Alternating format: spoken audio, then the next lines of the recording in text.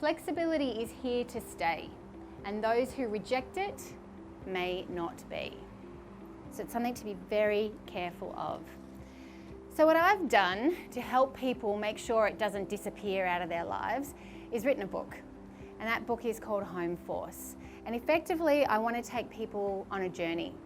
So the journey that I wanted to take them on is to start from being what I'm going to call co-located, so where we all do come into work and work together in this central location, to being ad hoc work from home. So that's the person who perhaps is working from home today because they've got to wait for someone to do repairs in the office, or at home, or someone who his kids are sick for the day, so they've got to go and stay at home. So that's the kind of scenario where that ad hoc, or it might actually be the person who works in the office and says, I can't concentrate on anything when I'm in the office if I don't go home and have concentrated home time. Then you move into what I'm calling a hybrid home force.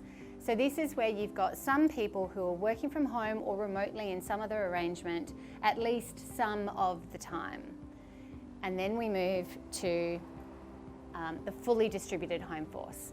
So that's when you do not have a central office. I'm really curious to know where everyone sits on the journey at the moment. It is not for everyone, and it is definitely not for every job. We've got to be realistic, you know. If we go to the hospital and we are there for surgery, we expect to see a doctor turn up. So obviously that's not going to work for a while if that makes a change. But the majority of knowledge worker jobs, they can be done from home, at least a large portion of them.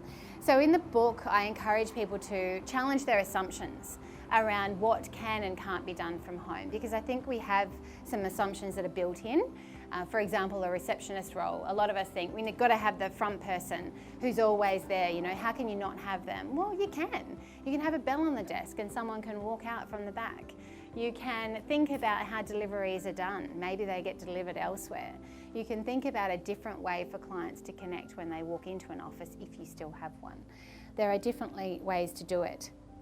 And it's also not for all people. I've talked to a couple of people here tonight, and I'm also obviously researching for the book. And some people just hate working from home and the thought of it, and they don't want to do it, and it doesn't suit their life. Maybe because they've got not enough space at home. You know, they don't have enough space. They don't feel that they're disconnected enough. Maybe they've got, you know, a 2-year-old that's rampaging through the house. That's not going to work. So that doesn't suit them. Or maybe it's just their personality. There are some personality traits of people who are better suited to remote work. Conscientiousness, ability to build relationships quickly, you know, self-motivate, ability to regulate their emotions. These are things that we need if we're going to be able to successfully remote work.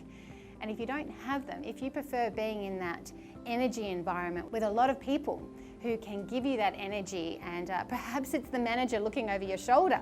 Maybe that's what you need in order to motivate yourself. So if you're one of those, then you know the remote thing might not be for you. And of course, there are challenges, and I talk about 7 of them in the book, but there's 2 that I just want to touch on. The first one is relationships, and that's what I hear mostly from people, that they don't have the ability to build the relationships or to collaborate with their team. You know, they can't just pop into the office and have a chat. They can't just bump into each other in the kitchen and have a chat. So they're not building these relationships that they need in order to work together. Again, I encourage everyone to challenge that idea that you're actually building relationships when you just have a moment in the kitchen and say, hi, how was your weekend? Versus perhaps a concentrated and planned decision to meet with someone and actually talk to them and get to know them. And as it was during COVID last year, it was all about watching the child or the partner or someone else, you know, walk past the video screen, and we learned a whole lot about people we probably didn't want to know.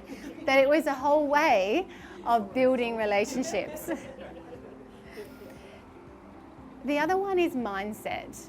And I think if you can get your mindset sorted, you can pretty much overcome most of the challenges that there are with the remote working. And it might be your mindset about whether or not it's productive, whether or not it can work, but it's also the mindset of the employees that work with you. So if you've got someone on the team who thinks that when another team member says they're working from home today because they need to concentrate, maybe they're just slacking off. If you've got that kind of feel in the office, it's never going to work, because there's always going to be this tension between people in the team. And there's also clients.